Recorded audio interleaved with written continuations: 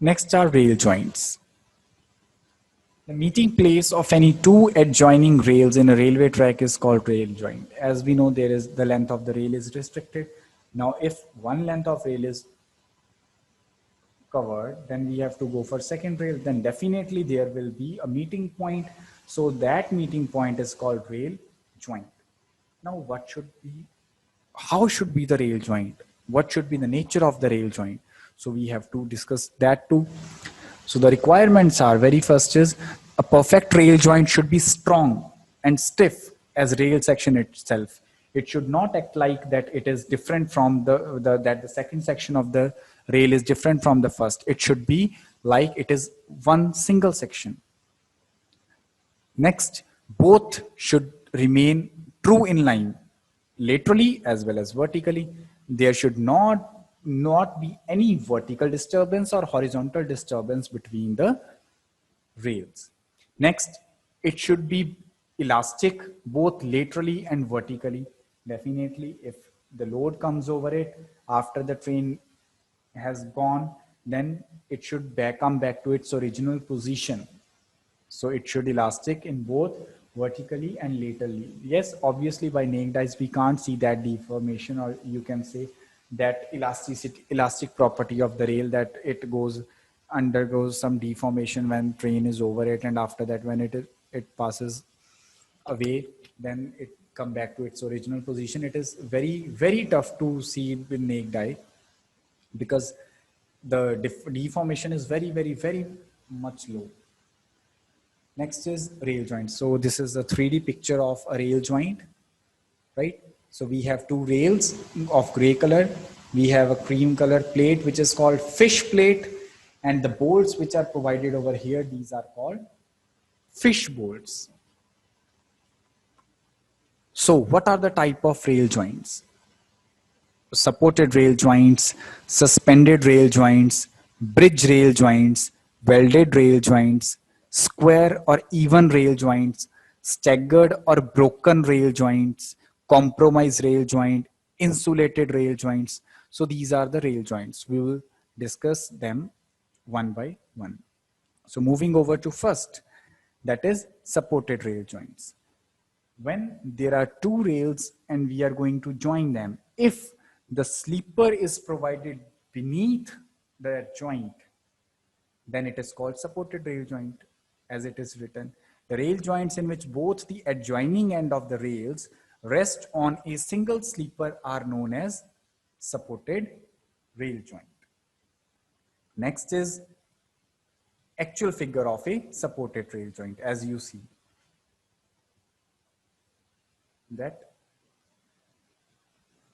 See, this is your first rail, this is your second rail, and this is the sleeper over which this rail is going to rest, right? So next is suspended rail joints. So the rail joint in which adjoining end of the rails remaining projected beyond the shoulder sleepers are called suspended rail joints. So how these look like? So we'll see next slide. See, yes, in this is the rail joint.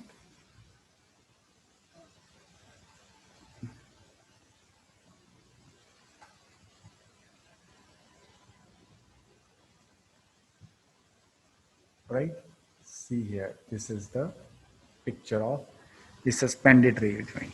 In this, it has a fish plate, bolts over it, two rails, and there is no sleeper beneath the joint. But in next video you will see there is also no sleeper beneath the joint. But in this, the welding, or you can say the filler material, is provided here. I will show you where filler material is provided. Let me point out to you this filler material. Some filler material is provided within here rail, and see, there is no sleeper, right?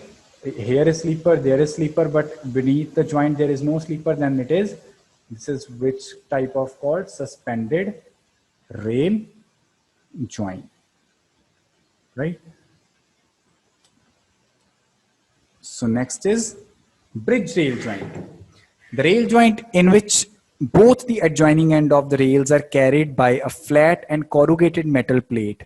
Bridging between two shoulder sleepers are called bridge rail joint. So let's see how it look like. So these are the bridge rail joints, in which in this type of joint we have not make we have not put a sleeper provided over here, right? Because the density of the sleeper or the center to center of the distance is very less. So for that, in rail joint, we will provide a plate. This plate, this plate is called bridge plate. This works as a bridge for these two rails.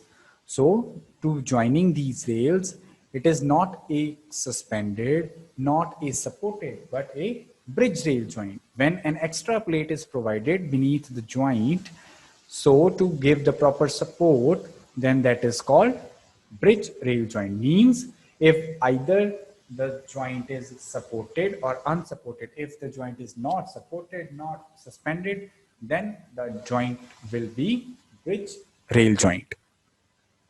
Next is welded rail joints. So it is very easy and easily understandable. The joints in which both the adjoining ends of the rails are welded together by suitable type of welding are known as welded rail joints. See, I'll show you. This is welded rail joint. See, now you will see you will be surprised to see that in this welding is done, it is not a very big thing, it is a common thing. But the welding over here, over the surface of the rail, it is that much finished, or you can say it is that much precise that it looks like it is a common rail. But actually it is welded over here. That means there is a joint. But here it is not any type of crack, any type of sign that there are two rails. So this should be the quality of the welding if you go for welding in railways, right? So we have to take care of very much take care of the top surface of the rail. So next is, see, this is also a welded rail joint. मतलब ਤੁਸੀਂ ਇਹ ਚੀਜ਼ ਦੇਖੋ ਕਿ ਦੋਵਾਂ rails ਦੇ ਵਿੱਚ ਦਾ ਫਰਕ ਹੀ ਨਹੀਂ ਪਤਾ ਲੱਗਦਾ ਪਿਆ. So this quality of welding should be there. Next is square or even rail joints.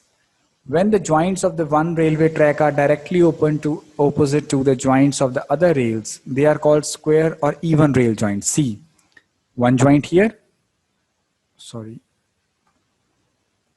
and one joint here. These are exactly opposite to each other, right? So these are the square or even rail joints. And staggered or broken when these are not directly not opposite to each other at right angles. So these are staggered or broken rail joint. When the joints of one rail of the track are not directly opposite to the other rail, they are called staggered or broken rail joint. So next is compromised rail joint. In these type of rail joints, two rails of different sections are required to join together, are called compromised rail joints. Example, see, in the left portion of this, we will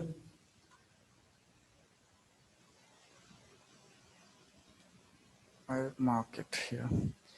In this is the flat-footed rail of shorter section. This is flat-footed rail of bigger section. See, its height is less and its height is more, right? So these both are joined by the help of a plate, fish plate, right? These are called compromise rail joints, in which two rails of different sections are to be compromised or to be joined by suitable means. Then that section is called, or that joint is called, rail joint is called compromise rail joint. Next is insulated rail joint. See, I had showed you this figure. Same before, that the rail joints in which some insulated material is inserted to stop the flow of electric current beyond the circuited part of the track is known as insulated rail joints. So due to this insulation, if there is current in any first part of the rail, then it will not transfer to the second part. These are the insulated rail joints. Next, see here it is also example of insulated rail joint in an animated view. Next